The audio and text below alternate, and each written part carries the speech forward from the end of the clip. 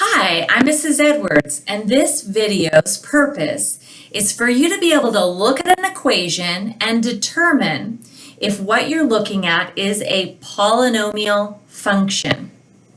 I have written the formal definition of a polynomial function, so let's run through that. Let n be a non-negative integer.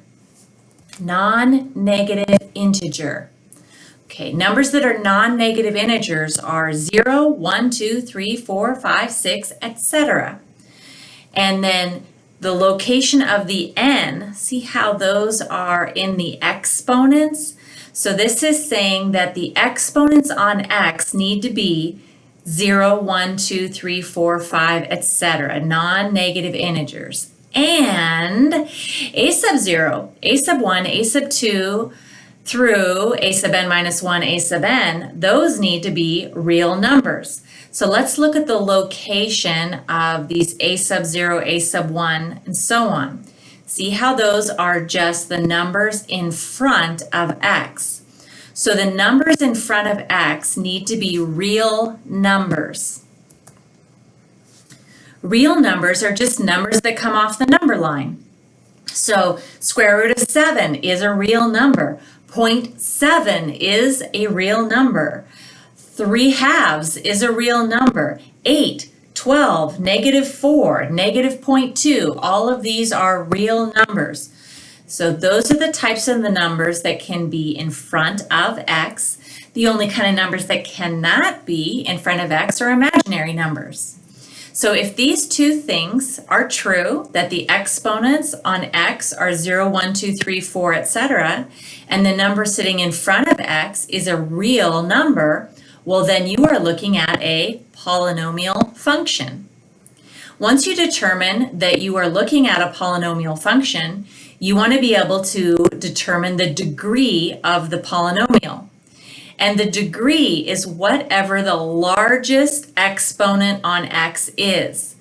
So if we had an x to the 8th, and then we had an x to the 7th, and so on, then the polynomial would be degree 8. The number sitting in front of the x to the highest power, that is the leading coefficient. Here's an example of a polynomial function. Notice that all of the numbers in front of x, 3, 1/2, negative root 2, and 8, they are all real numbers. Then looking at the exponents, we have an exponent of 5, an exponent of 3. We don't see the exponent, but we know that x is to the first power. Then we have kind of a tricky part here at the end. The 8 is actually 8x to the 0 power. Anything to the 0 power equals 1, so x to the 0 is 1, and 1 times 8 is right back to 8. So looking up here again, exponents on x must be 0, 1, 2, 3, 4, etc. Well, 5, 3, 1, 0, we're good. So this is a polynomial function. Now, the largest exponent on x is 5, so the degree of this polynomial would be 5. And then the number in front of x to the 5th is 3, so the leading coefficient would be 3. I'm going to take you through several examples. We're going to look at some equations and then determine whether or not they are polynomial functions. I made a Kahoot. And you can go to this website to practice to see if you have it down or not. I'm going to be going through the exact same problems, but maybe you can beat my time. Let's see. One more time, the purpose of going through this Kahoot is just so you can see several examples of equations and determine if they are polynomials or not. Is that a polynomial?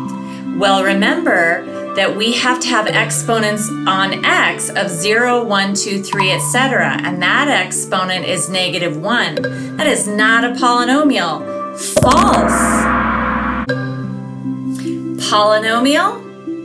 Well, the numbers 6, 2, 1, and negative 7 are all real numbers, and the exponent 3, 2, 1, and technically x to the 0 power, those are all non-negative integers. So yes, this is a polynomial. Polynomial? Well, we have a polynomial that's been square rooted. This is a square root of a polynomial, not just a polynomial. So no, not a polynomial. Polynomial? Well, 15 and -2 are both real numbers, and the exponent 4 is a non-negative integer. So yes, this is a polynomial. Polynomial? Well, 2/3 and 5, those are both real numbers. The exponent on x is 1, which is a non-negative integer. So yes, that is a polynomial. Polynomial? 9.4, 6, and -1 are all real numbers. 3, 2, exponent of 1. Yep, those are all non-negative integers, so yes, this is a polynomial. Polynomial? I'm afraid not. We have a polynomial in the numerator and a polynomial in the denominator, but a polynomial divided by a polynomial is not a polynomial. So no, not a polynomial. 1/2, 4, and 3 are all real numbers. 6, 4, and exponent of 1 are all non-negative integers. So yes, this is a polynomial.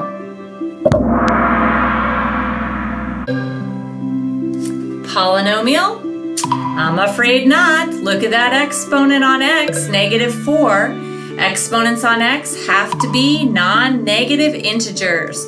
So that is not a polynomial. Polynomial?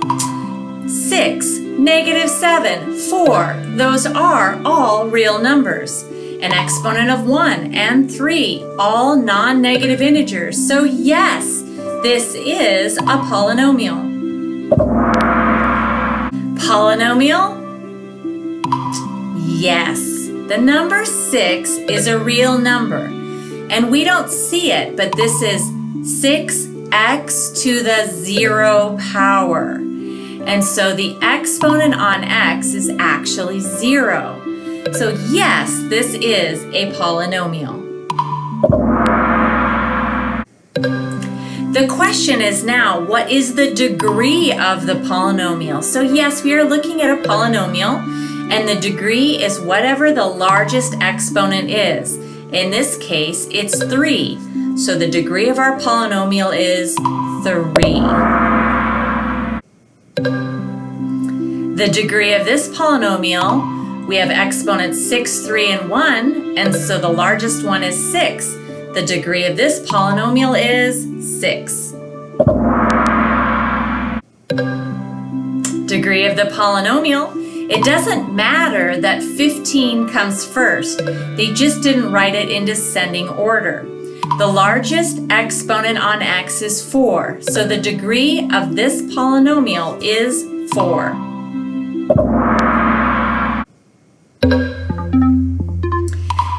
This time we want to know the degree of the polynomial again. So x, we don't see it, but it's 6x to the 0 power. 6x to the 0, the degree of this polynomial is 0. The degree on this polynomial, this is x to the 1st power. The largest exponent is 1. So the degree of the polynomial is 1. Leading coefficient, that is the number in front of x to the largest degree. So here x to the 1st is the largest degree. The number in front of that is 2/3. So our leading coefficient is 2/3. Ooh, this is a tricky one. Leading does not mean the one in the front. It means the one that goes with the highest degree. So notice we have x to the first and x to the third, and then we don't have any x's. So the degree is 3, and the number in front of the highest degree is -7. Our leading coefficient is -7. Oh yeah! I'm the only player, and I'm the winner. Victory, victory. So you can try the same Kahoot at this link right here, which again, I will post for you. You can try to beat my score of 21,225. If you go quickly, you should be able to beat me. Woohoo! Hopefully you now know what is a polynomial, and you can identify the leading coefficient and degree of the polynomial. Let's go. Given the equation of a parabola in vertex form, you're going to need to be able to pick out the vertex and the axis of symmetry. Usually, we first encounter quadratic equations looking like y equals ax squared plus bx plus c. But we can rewrite that in vertex form, which is a times x minus h quantity squared plus k. The h and the k, the h here and the k here, that creates the vertex, hence vertex form. Let's take a look at this equation here of a quadratic function. If I graph it, it's going to look like this. So what is the coordinate of that vertex? Let's look at our formula. The common mistake when you look at just the equation is to say, oh, I think the vertex will be -3, +1. But in the equation has minus h. So the h is 3. It's always going to be the opposite of what's in the parentheses, comma, the number out here. So it's 3, 1. Now that we have the vertex, something else this equation tells us is if the number in front is a positive, well, that parabola is smiling. And if it is negative, it is frowning. And in this particular case, our a is +2. Notice we have a happy parabola. Next, the axis of symmetry, that vertical line that cuts the parabola exactly in half, that if we had this parabola drawn on a piece of paper, we could fold it right on that line and everything would match up. That's happening right there. The equation of the axis of symmetry is x equals whatever the x coordinate is of the vertex. So x equals h. We're going to go back to the last few questions of the Kahoot that I started earlier in the video to determine the vertex from a handful of equations that have been written in vertex form. Vertex, the opposite, so -3, +5. The opposite, so +4, -6.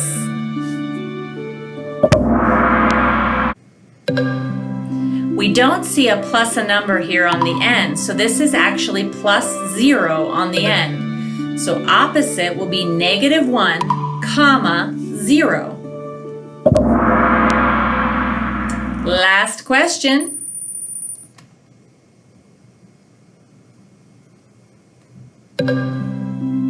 Opposite, so -4, -2. If we want to write the equation of a parabola and we've been handed the vertex, we may want to start with the vertex form of a parabola. If you want to write the equation of a parabola, all you need is a vertex and a. So let's go ahead and substitute the vertex since we already know that. I'm replacing h with -1 and k with -5. We can simplify here. Negative is a positive. All we have left to find is a. But f of 3 equals -2 means we substitute 3 and we get out -2. They handed us the ordered pair 3, -2. So if we have an x that's 3 and a y that's -2, we can substitute that right here, and then the only variable that we don't know is a. So we have an equation, we can solve for a. Let's simplify inside of the parentheses. 3 plus 1 is 4. Square the 4. 4 squared is 16. Then to get a by itself, we want to add over the 5. -2 plus 5 is 3.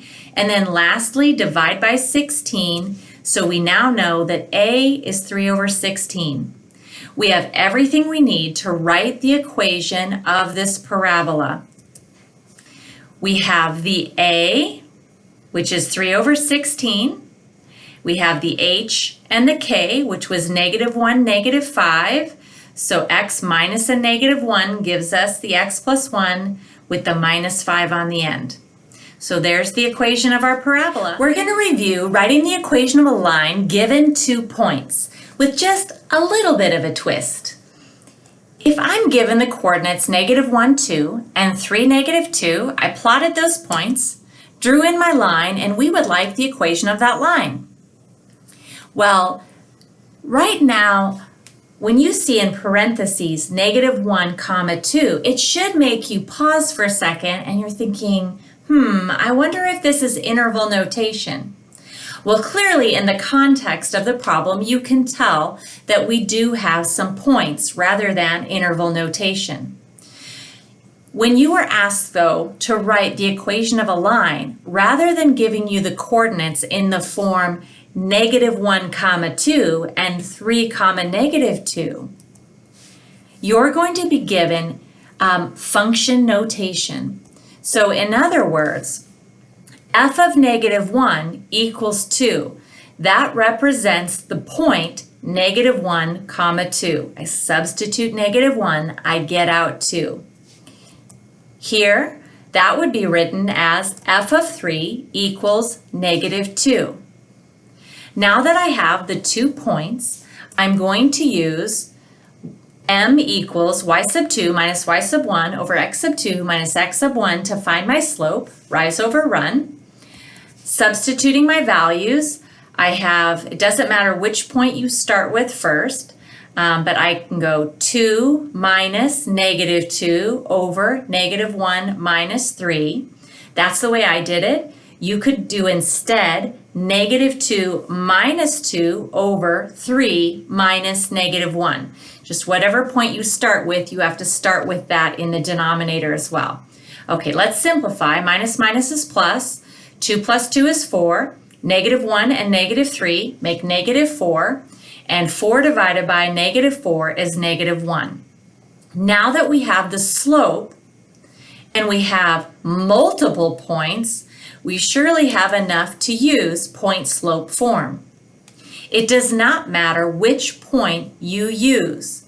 If you use -1, 2 for this x and this y, or you were to use 3, -2, 3 for this x, -2 for this y, you're going to get the same answer. All right, so I substitute in the slope we just found, which was -1. For no particular reason, I just grabbed this coordinate, even though I could have grabbed this one, made my substitutions. Now we're just going to simplify. Minus here is a plus. Then I might want to distribute the -1 through, and then move the -2 over here to the other side by adding 2, and that will give us y equals -x plus 1, which is the equation of our line.